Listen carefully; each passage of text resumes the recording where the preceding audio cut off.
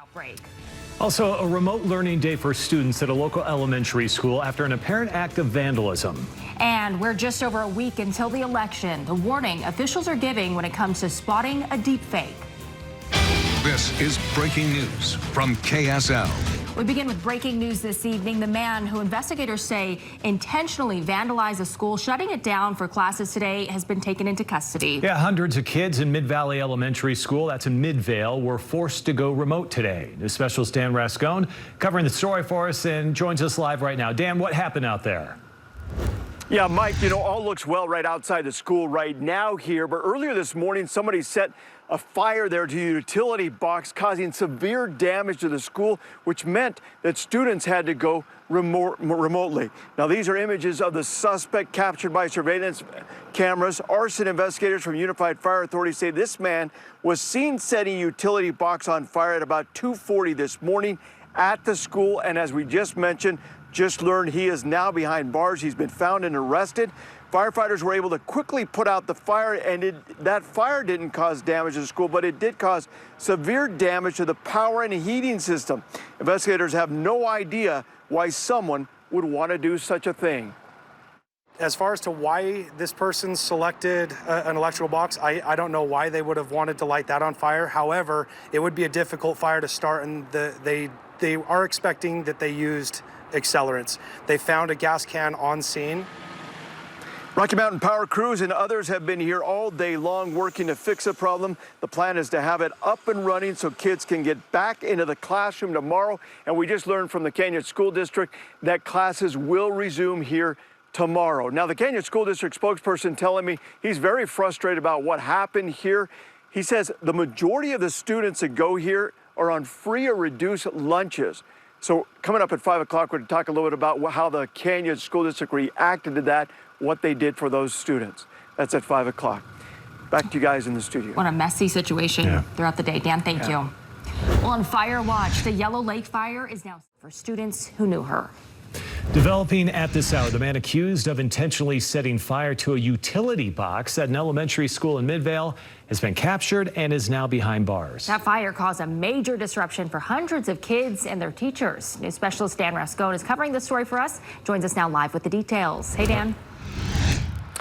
Hey, Ashley, it all happened about 2:40 this morning. Police say, according to some surveillance video, the man was actually seen right here in this parking lot several hours before they say he set that utility box on fire. Here are some of the images that came from that video investigators gave us. This is the man police have been looking for all day long. A short time ago, investigators let us know they found him, and he is now in custody and facing arson charges.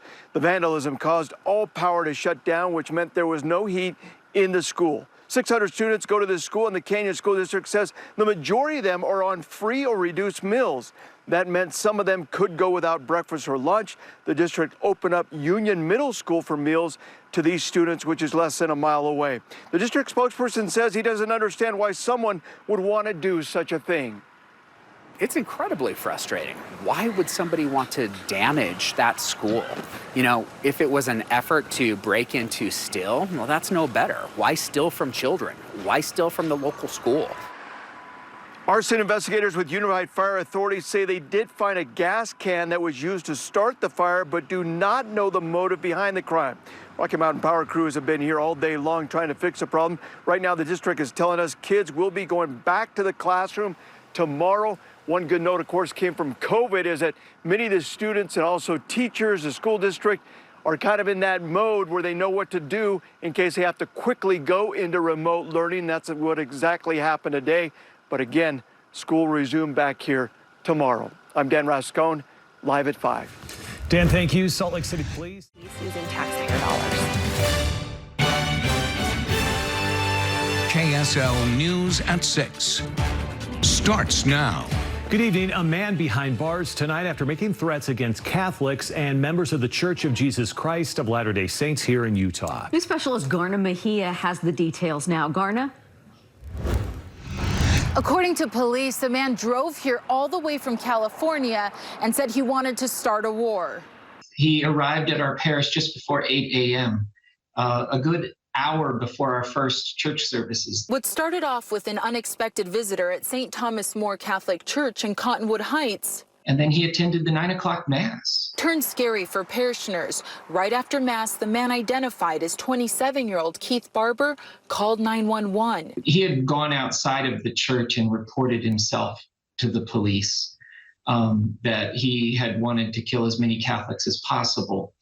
And so I think he knew he wasn't in the right frame of mind. He's saying he feels persecuted by the Catholics.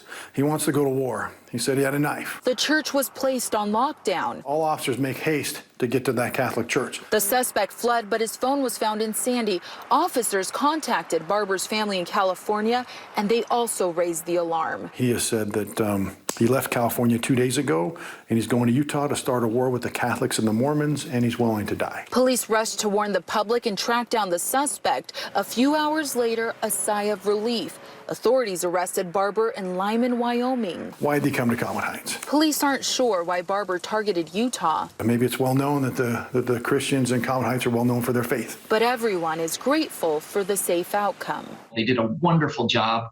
They responded very rapidly. And then I want to commend Keith himself for calling the police. Father Evans tells me that the church has done lockdown drills in the past, and they're grateful that parishioners knew what to do. He said that they'll take this experience and learn from it. As for Barber, he's being held in Wyoming on local unrelated charges. Now, police here in Utah are looking at what charges he could face for the incident here. I'm Garna Mejia, KSL-5 News. Garna, thank you. A former Olympic athlete. As soon as we know more. Classes will be back to normal and at Midvalley Elementary School in Midvale tomorrow. This is after somebody set fire to a utility box early this morning, knocking out power and heat as well. Unified Fire believes the person you see right here set the fire before 3 o'clock this morning, and somebody was taken into custody this afternoon, now facing arson charges. The damage was severe enough. 600 students, most of whom are on free or reduced lunches, could not go to school today. Investigators have yet to release any kind of motive for the vandalism. Also tonight, a man's behind bars accused of making threats against Utah Catholics and members of the Church of Jesus Christ of Latter-day Saints. Parish leaders telling us 27-year-old Keith Barber showed up at St. Thomas More Catholic Church in Cottonwood Heights yesterday morning, sat through Mass, and then called 911. He had gone outside of the church and reported himself to the police. That he had wanted to kill as many Catholics as possible. He's saying he feels persecuted by the Catholics. He wants to go to war. He said he had a knife. The church was put on lockdown, but the man left. His phone later on found in Sandy. Officers called his family in California and were told that he also wanted to go to war with the LDS Church and was willing to die. He was arrested a few hours later in Lyman, Wyoming. Investigators still trying to figure out why he targeted Utah, but everyone is grateful for the safe outcome. Security fencing.